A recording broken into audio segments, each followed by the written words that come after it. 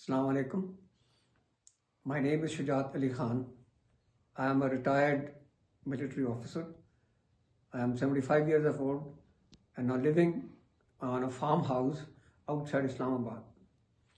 A bit about myself, my background. I was born in Hyderabad Deccan in India to a reasonably upper crust family.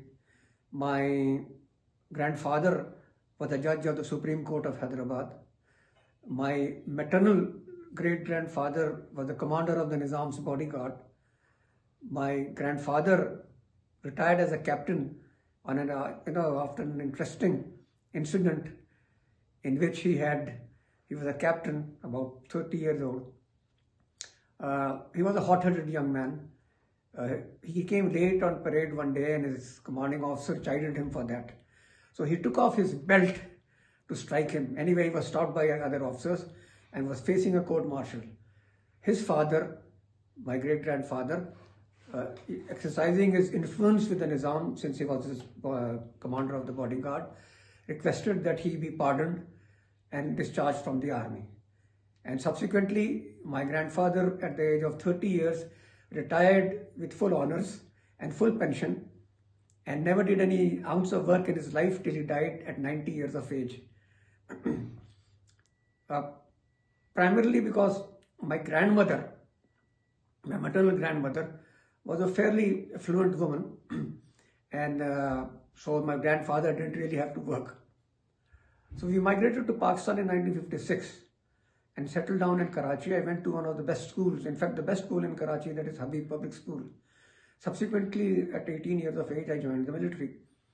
And now I am totally retired, living on a farmhouse. And that's about all about myself, my background. So if there is anything else.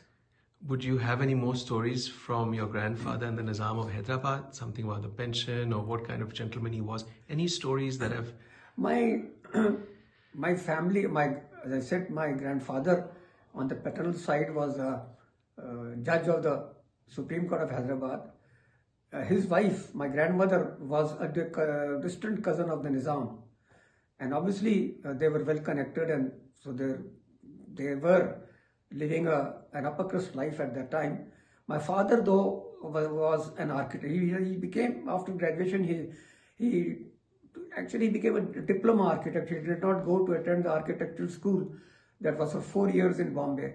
So instead of that, he took a diploma course and subsequently in Pakistan, he was in the KDA, Karachi Development Authority, and where he actually took part in the town planning of Karachi at that time. Otherwise, I was brought up by my grandmother actually, and subsequently I lived under her influence throughout. She was partly British. Her grandmother was British. She was the daughter of the resident of Hyderabad Deccan. Resident was the deputy governor. And my grandmother was brought up from the age of 12 till she got married at 18 by her grandmother. And therefore she had acquired those, I don't know whether to call them the graces, but she acquired the graces of an English woman. Although she was she was totally Eastern, she was not westernized in her belief and culture, but she was brought up in that manner, and she brought me up also in a similar manner, with the result that I feel more comfortable in speaking English rather than Urdu. I mean, that's a misfortune, but that's how it is. Even now at 75 years of age, I have a habit of talking more in English than in any other language. I can speak French, Punjabi, Urdu, and you could say as a byproduct of this is a Hindi. Hindi is more or less Urdu, but it's a different language altogether. So that way I can call myself a polyglot. Otherwise, there's not much to tell about myself except that now I'm living a totally relaxed life.